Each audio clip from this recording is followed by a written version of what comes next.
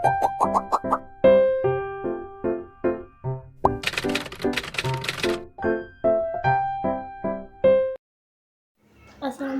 warahmatullahi wabarakatuh. Hai semuanya, perkenalkan saya Sukmawati. Saya mahasiswi Prodi Kebidanan Stikes Kedokteran Sumbawa semester 2. Nah, di sini saya akan melakukan konseling kesehatan tentang obat-obatan yang lazim digunakan dalam pelayanan kebidanan. Sebelum itu, saya akan menjelaskan sedikit apa sih kewenangan kebidanan itu. Jadi, wewenang bidan itu ada 3. Yang pertama, bidan mempunyai wewenang untuk melakukan pelayanan kesehatan kepada ibu, mulai dari ibu hamil, ibu bersalin, ibu nifas, sampai dengan masa laktasi. Kemudian yang kedua, bidan mempunyai wewenang untuk melakukan pelayanan kesehatan kepada anak, mulai dari bayi baru lahir, sudah mulai anak-anak, remaja, sampai dewasa. Kemudian yang ketiga, bidan mempunyai wewenang untuk melakukan pelayanan kebidanan sistem reproduksi pada wanita seperti ber-KB. Kemudian saya akan menjelaskan ruang lingkup kebidanan. Selanjutnya di sini saya akan jelaskan ruang lingkup obat-obatan yang lazim digunakan dalam pelayanan kebidanan, di mana ada obat hipertensi, analgetik, analgesik, antipiretik, uterotonika, kemudian obat antikonvulsi, obat hipertensi, obat preeklamsia, sampai dengan obat hormon. Nah, jadi di sini saya akan melakukan konseling kesehatan tentang obat antikonvulsi. Selamat menyaksikan. Ibu, sebelumnya perkenalkan saya Bidan Sukma. Di sini saya bertugas pada siang hari ini. Apa benar dengan Ibu Irma? Iya, betul Ibu. Baik, umur 30 tahun ya Ibu? Iya.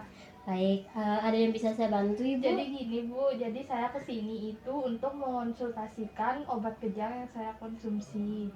Baik Ibu, nah jadi sebelum itu saya jelaskan sedikit ya Ibu. Jadi obat kejang ini itu biasanya disebut dengan obat antikonvulsi, dimana obat ini itu dibagi menjadi 3 golongan. Ada golongan hidantoin, kemudian golongan barbiturat, dan golongan oxasolidindon. Nah, saya jelaskan golongan hidantoin terlebih dahulu. Ada nama obatnya itu obat phenytoin, dimana obat ini itu digunakan untuk mengobati semua jenis kejang, terutama kecuali bangkitan lena. Nah, kenapa obat phenytoin ini digunakan untuk semua jenis epilepsi kecuali bangkitan lena? Karena memang obat ini itu digunakan untuk semua jenis epilepsi yang mengalami kejang itu misalkan bisa dari 3 sampai 5 menit. Nah, sedangkan bangkitan lena sendiri itu dia itu kejang umum, misalkan contohnya kayak ibu mengalami kejang, tapi kayak ibu kejang itu nggak merasakan loh kalau ibu itu mengalami kejang kayak gitu. Jadi komposisi obat ini itu yaitu phenytoin 100 mg, kemudian penyimpanannya itu disimpan di tempat yang sejuk atau di bawah 25 derajat Celcius. Nah, baik Ibu. Selanjutnya, adapun nama paten dari obat phenytoin sendiri yaitu ada Kutoin, kemudian ada Phenypin, kemudian ada phenytoin sodium. Nah, nama generiknya itu yaitu phenytoin. Nah, phenytoin ini itu ada pemberiannya itu bisa melalui oral ataupun melalui injeksi. Nah, sasaran pemberiannya itu pada dewasa. Efek samping dari obat ini yaitu terjadi osteoporosis dan hypokalsemia. Kemudian indikasi dari obat ini sendiri yaitu untuk bangkitan tonik-tonik, bangkitan parsial ataupun vokal. Nah, adapun dosis dari obat ini pada dewasa yaitu diberikan 300 mg, kemudian disusul dengan dosis penunjangnya itu 400 mg, dan per hari itu obat dosis phenytoin sendiri bisa dikonsumsi 600 mg sehari. Kemudian pada anak-anak di atas 6 tahun itu dosisnya sama dengan dosis dewasa. Kemudian dosis untuk anak-anak yang di bawah 6 tahun itu dapat diberikan 4-8 mg per berat badannya, dan maksimumnya itu 300 mg sehari.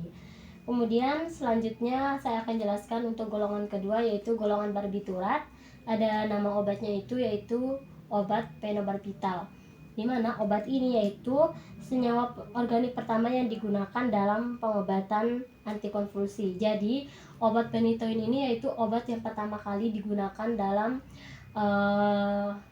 pengobatan kejang. Kemudian komposisi obat ini yaitu fenobarbital 30 mg. Nah, rute pemberiannya itu diberikan secara oral, kemudian sasaran pemberiannya itu pada dewasa. Jadi efek samping dari obat ini sendiri yaitu bisa pusing, kemudian kantuk, dan mual muntah. Dosisnya itu biasanya diberikan pada dewasa 100 mg sehari.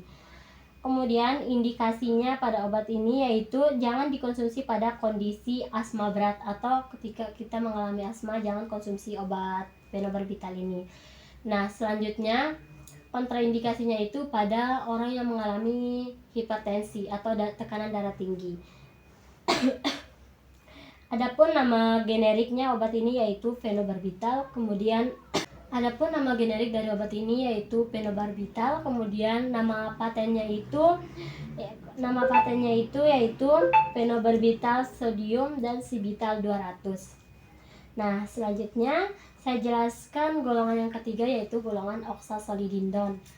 Jadi golongan oksasolidindon itu ada nama obatnya trimetadion, di mana obat ini itu dinamakan obat untuk bangkitan lena, atau ketika seperti yang saya jelaskan tadi bahwa bangkitan lena itu yaitu kejang yang kita alami tapi kayak kita nggak merasa kita mengalami kejang itu. Nah, jadi nama generik obat ini yaitu trimetadion sendiri, kemudian nama patennya itu ada trimetazidine dan trizedon. Kemudian komposisinya itu ada trimetazidine 2HCl. Indikasi obat ini yaitu paling utama pada petit mal murni atau untuk bangkitan lena sendiri. Kemudian kontraindikasinya itu pada anemia, leukemia, dan penyakit hati atau penyakit ginjal.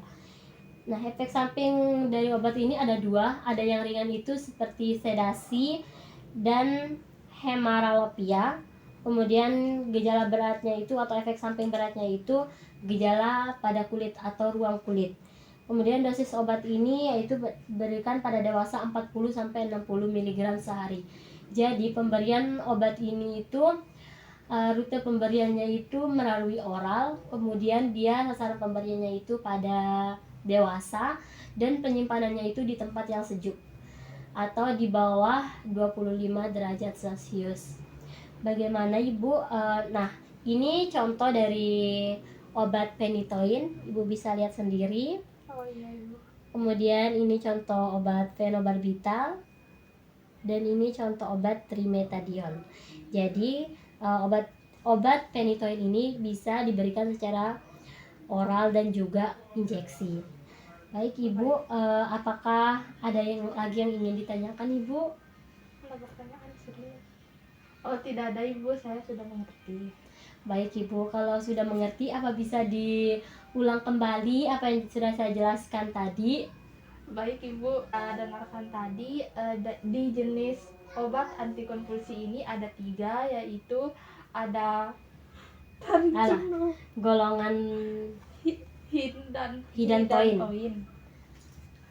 Ada golongan hidantoin, golongan barbiturat, dan golongan. Demikian konseling tentang obat-obatan yang lazim digunakan dalam pelayanan kebidanan. Saya Sukmawati pamit undur diri. Wassalamualaikum warahmatullahi wabarakatuh.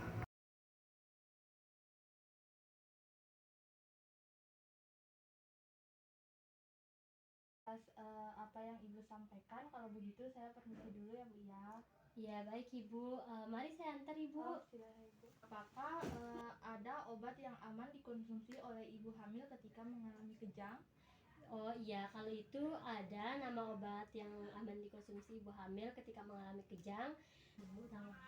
Baik Ibu, jadi obat yang aman dikonsumsi ibu hamil yang mengalami kejang itu ada dua.